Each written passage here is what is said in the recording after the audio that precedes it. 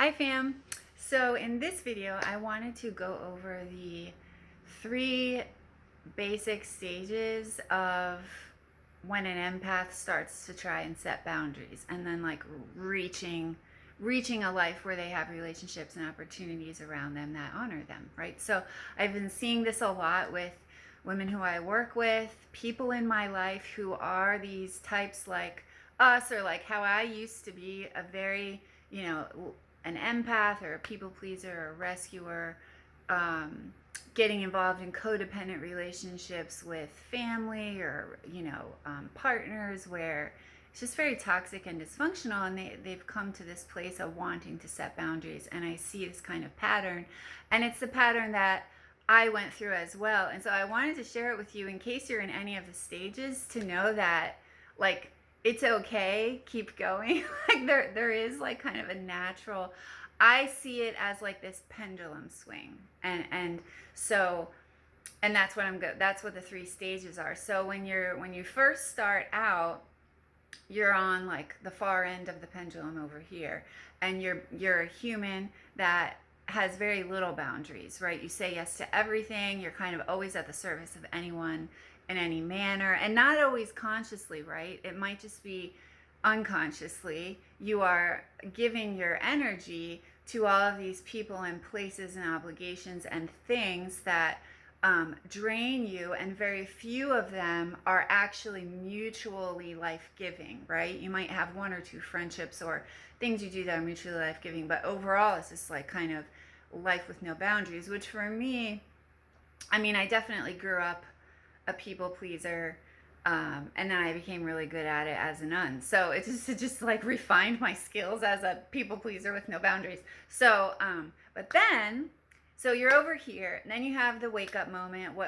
However you started to realize and learn and wake up and be like, oh, actually, like I love myself more than this. I love my energy and my gifts and how I want to spend my time more than this. So I'm going to raise the bar. I'm going to set new standards. I'm going to set boundaries, whatever verbiage you use. And so then what often happens is, so we've learned new information, right? Of, okay, honoring self, boundaries.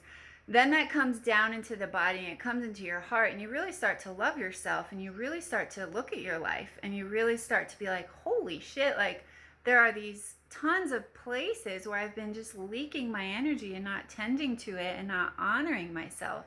And so the pendulum kind of swings way over here to like stage 2, which some people call like the Hermit Phase. There's all different, names for it, but you swing way over here as you start to go inward and delve into the work of looking at your life with this new set of eyes, like re-examining all of your relationships, re-examining where you're spending your time, whether that's work, volunteer things, relationships, how you're spending your time. You start looking at, even for some people, it's more nutritional and health. Like, how am I spending my time in my body?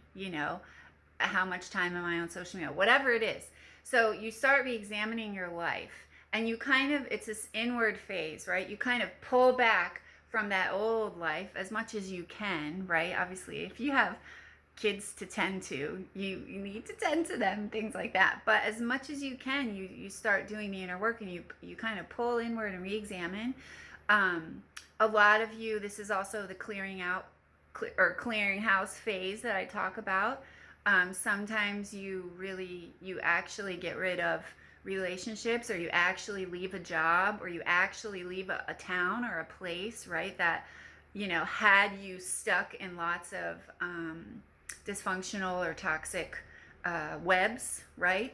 And so you clear out, you continue to do the work. You also start to practice boundaries. So instead of, this is always the example because it's so common, instead of like texting the ex or the old like codependent friend, right, you actually kind of disengage for a while and just allow it to breathe. And so you're in this like other realm where I also call it not just the hermit phase, but I really call it, it's like these self-honoring seasons. And it will look different depending on your state in life, right? If you have a partner or kids or not or whatever. But you start to prioritize yourself. You start to devote yourself to yourself. You're more to yourself and getting to know you, and maybe setting aside time for stillness or for reading and journaling. You start creating your own little devotional rituals to like start honoring yourself and figure out like what actually does give me life in a way that feels like joyful and life-giving, and who do I love giving my energy to, and who feels like joyful to give my energy to, and who actually returns it, right?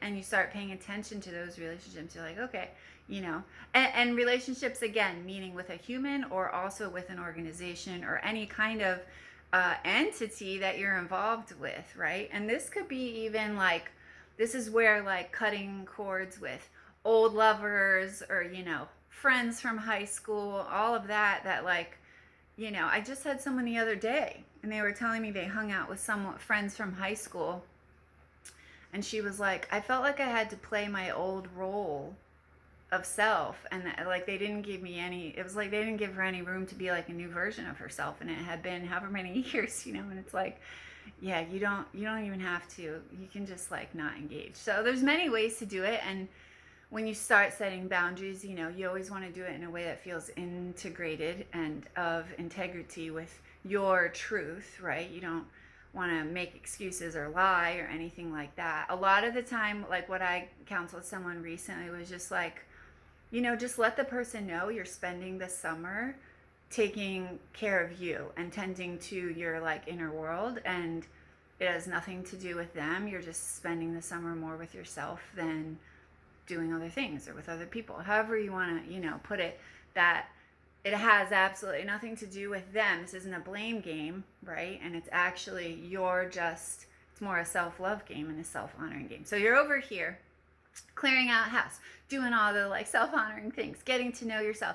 And as you do that, you're starting to integrate these new standards, right? You start to say no, you start to let go of the things. And so what happens over here a lot also, and I've talked about this recently, is that you may feel lonely or empty, right? You've cleared out house, you're clearing out house, like that old version of you and how she did the thing. It's like you cut all of these like webs off of you, right? Where you used to kind of feed on energy of these dysfunctional relationships and webs with people and places. You didn't realize it was toxic. Now you've cut them consciously. And so you're in this like weird new place, like, well, where do I get energy from? Why do I feel empty? Where are all of these like new self-honoring friends and relationships and jobs and opportunities? It's like this empty space. But that is a blessed space, and it is a time for us to really just, this is like the key, the trick of the things, of all of the things in life, of so many things in life. That is when we need to start, in essence, self-sourcing and giving ourselves what we used to seek disproportionately and dysfunctionally in other people, right? So if I was in relationships, and I just gave this counsel as well in my group, an empath narcissist type of thing, what we used to seek in the person, whether it's attention or affection or security or love or honoring, whatever it is, get to the essence of the thing, the essence of the quality that you wanted from that person, and start to give it to yourself. If it's quality time, instead of texting with the narcissist or texting with that codependent human, give yourself quality time to do what brings you joy. That I just set my camera up here. I'm house sitting, and that it just happens to be here. And sometimes you don't even know what brings you joy. I remember when I came home from the convent, and And I had weekends to myself. I was teaching, but then I actually had 2 full days off. It was so disorienting to me because I didn't even know what brought me joy. So that's when I started exploring art, and doing little artsy, craftsy like workshops here and there. That's when I started going on hikes by myself and being in nature. And so if you don't know what brings you joy, just go explore something. Follow your curiosity, right? I think, what's her name? Elizabeth Gilbert says that. And it's really true. So you do all of that, and that so those self-honoring seasons, and as you start to give yourself what you need, the joy, the presence, right? And this isn't a give yourself what you need from an ego perspective, right? This always when I speak of this, it includes the spirit, right? Spiritual realms, whether that is God for you, Jesus for you, the angels, the great spirit, creator spirit, whether that you call that consciousness or awareness, beingness. There's I can roll with all the lingos. I've read all the books, but that life that is in all things, right? You allow that to start to penetrate your being, your body and your life. And so in cahoots with that beingness, you start to tap in and open to it, and you give yourself the things you need, the time, the love, the attention. And that also might even include, going to therapy or hiring a coach or taking a class where you learn spirituality, or where you learn some meditation, or where you learn how to, journal through some mindset stuff, whatever it is,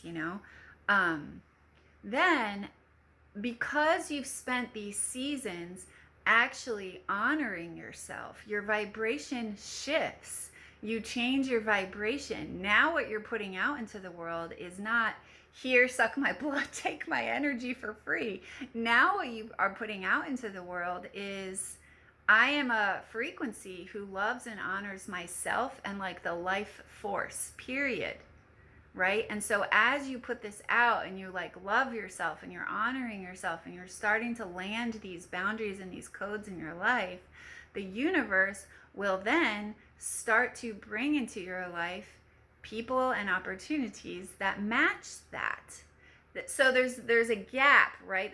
There is a gap, and I've talked about this before, how as you start to set the new bar and try to land the boundaries, you will be brought around these old cycles to see if you are going to hold the bar, right? Because we live in this linear universe, right? So it's not I've decided to raise my bar, so now everything is going to honor me. It takes time, right? And that is a good thing.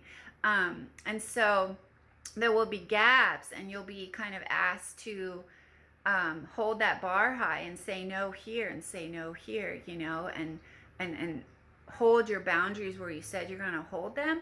But after a while of holding them, and as you create this new field of energy around you by honoring yourself, by allowing the relationships that actually bring you joy to flourish, and you give them life and you tend to them and you let go of those things that don't, as you start to do that more, your frequency changes, your field changes, right? And now I have goosebumps telling you this. As your field changes, it's oh, this is a human and a spirit who honors herself, and everything in her field honors her, and she in turn honors everything in her field. So that is what you start to attract. People who honor you, lovers who honor you, opportunities in places where there are people who honor you. Okay, do you get the vibe? So there is this pendulum swing, right, from no boundaries to the hermit phase and the clearing out phase of letting all the things go, and you're kind of flying solo on your own. And then you kind of, as you set the new bar, you land in this middle sweet spot where you don't have to try so hard anymore, because the honoring is just your new set point. Does that make sense? So, yeah, I hope that might explain it. So if you're in that middle that middle place, know you're in a good place and just keep going, and it is working, and soon the things will start to land for you. Okay, I love you so much. I will talk to you soon. Blessings. Choose joy.